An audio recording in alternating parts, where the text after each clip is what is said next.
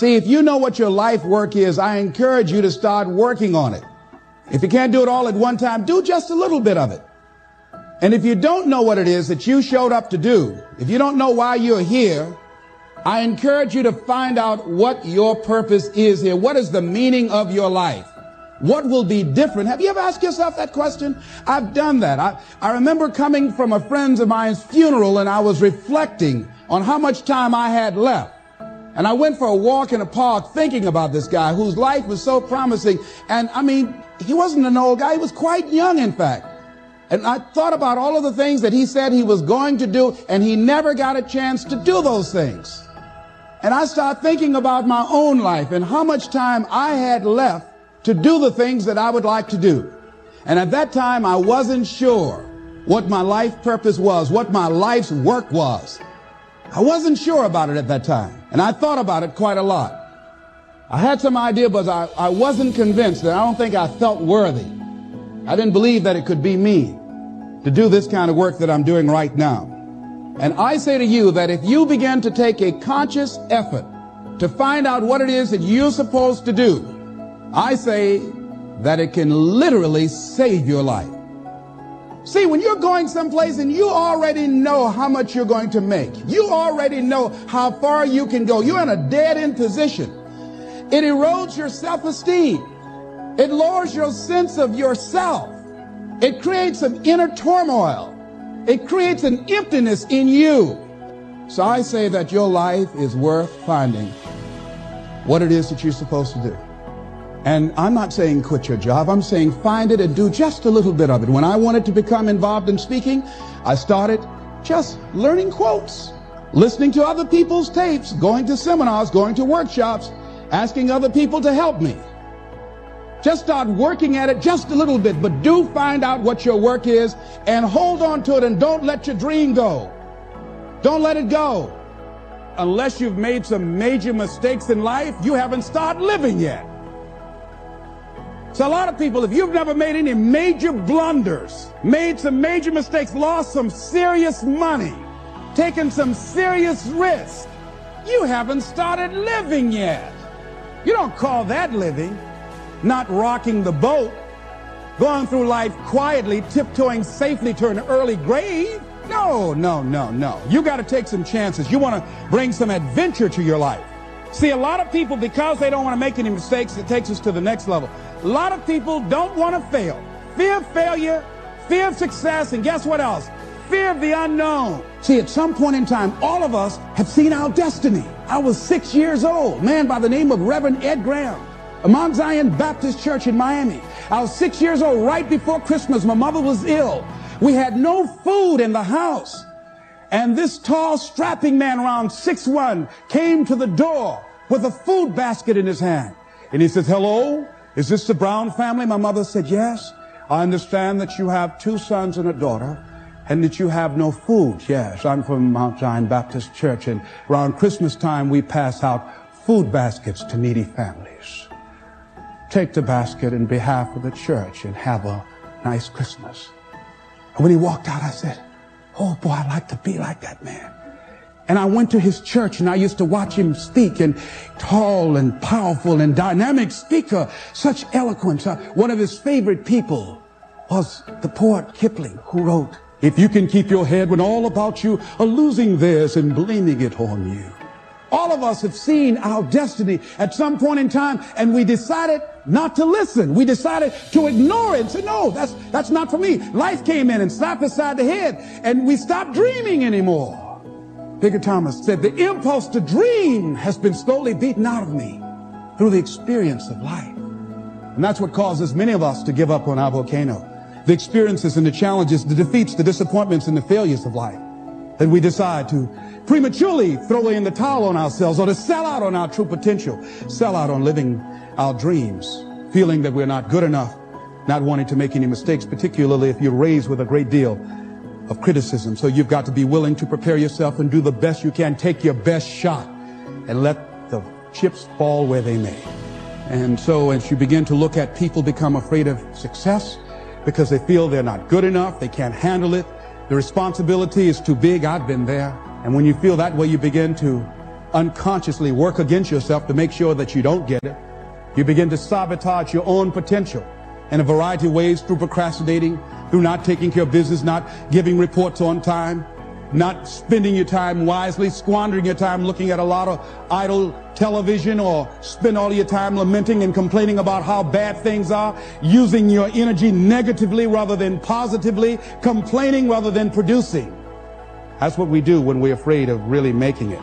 And when you're afraid of the unknown, when you're afraid to take that leap, when you're afraid to venture out there, that's a real challenge. I'm reminded about a little boy. Two little guys were out playing on some ice that was supposed to have been solid. And one of the little boys stepped on a thin area of the ice and fell in a hole. And as he began to start thrashing in the water, he began to move with the undercurrent to other areas of the ice, and his friend was there trying to help him, beating, hitting the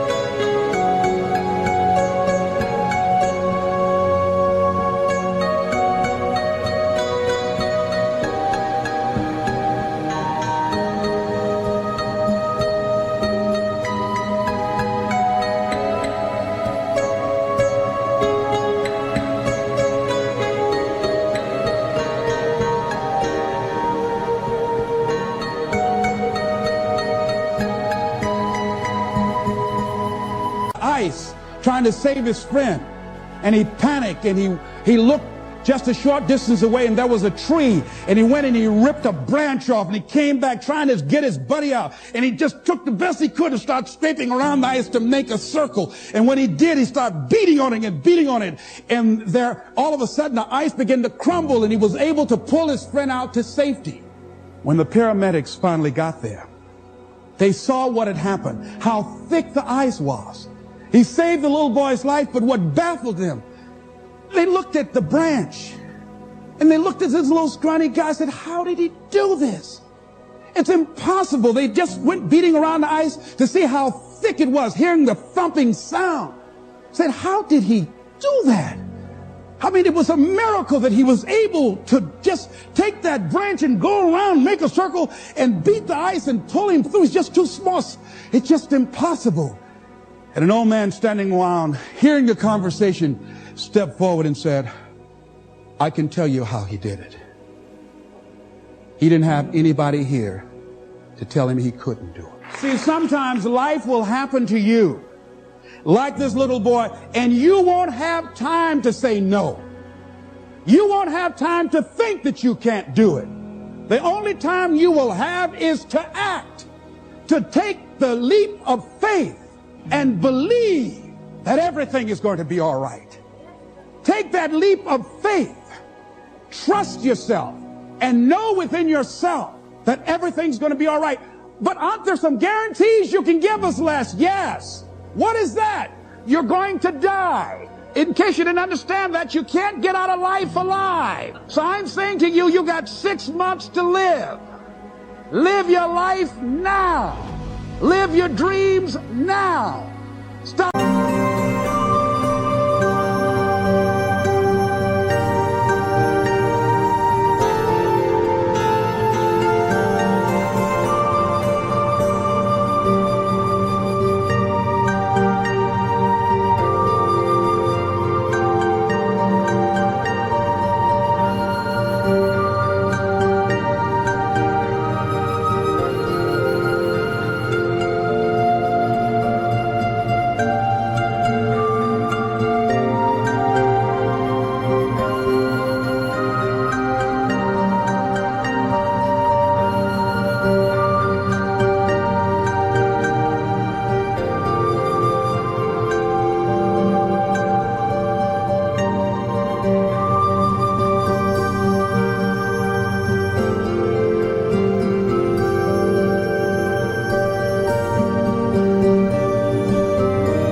acting like this is your last day on the planet.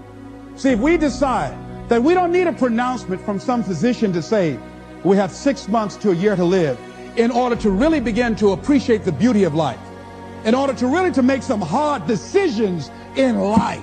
See, we have the power in our hands.